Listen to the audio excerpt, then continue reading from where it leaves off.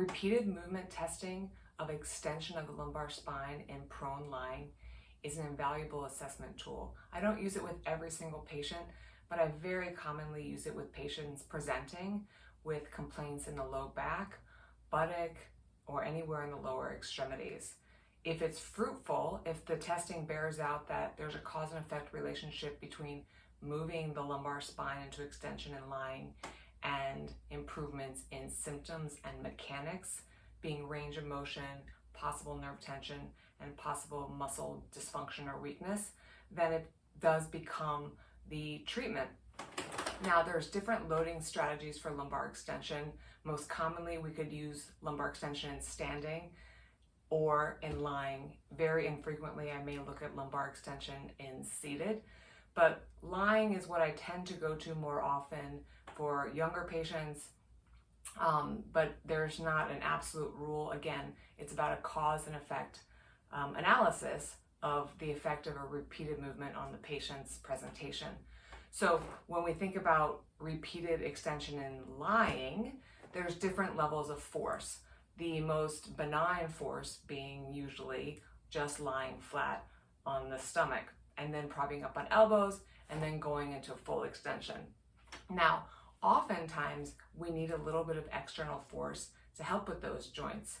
I don't jump to a lot of force very quickly out of safety, but based on how the patient presents, I'll kind of decide where to start my investigation, my assessment with different amounts of force. So when we think about external force, we can get that a number of ways. My hands, a family member's hands. I've had friends have their young children sit on their backs as they did the extension. I've even taught a few men how to get their wives to stand on their backs while they do some extension. And as long as we're progressing force appropriately and listening to the warning signs and going over when to stop, when something might be worsening a presentation, as long as we pay attention to those things, these interventions and assessment tools are safe.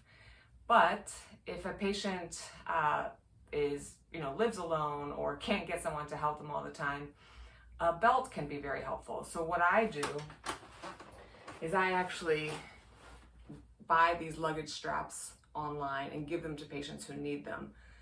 I'll show you how to use a lumbar or a luggage strap to get some lumbar extension over pressure in lying with the strap hooked to my table.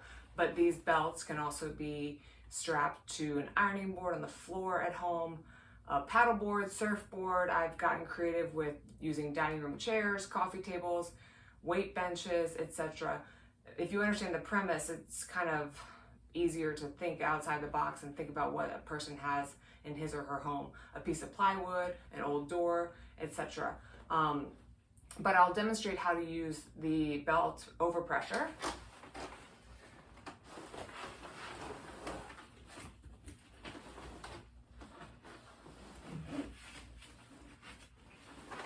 So in lying, the luggage straps are a bit easier because the patient can click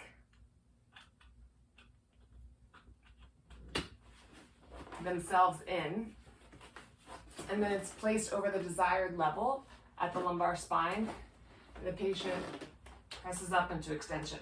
Now this would be too tight because I can't get my arms all the way straight, so I'll loosen it.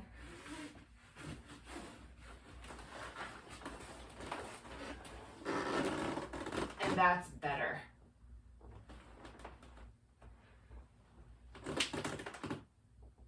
And it could even be a little bit tighter.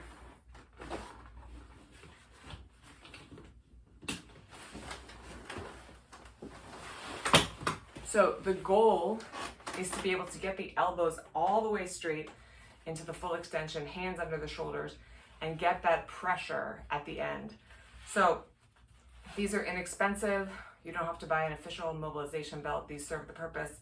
Again, once you get the hang of it, it's not that hard to clip oneself in. And if the patient needs overpressure to the joints, it's a little bit cumbersome and annoying to strap yourself into something at home to get that overpressure. I understand that. Our healing journeys are not always the most convenient, But what I see is if we need some force, it's not for very long, you know, maybe several days or only once a day for a week. It's kind of like a jump start philosophy, meaning if you can get this external force to push that joint into extension adequately, then it becomes self-manageable without that force. So it's kind of pushed it enough to make doing it without the force more fruitful so that your body is able to push that joint into more extension without external pressure.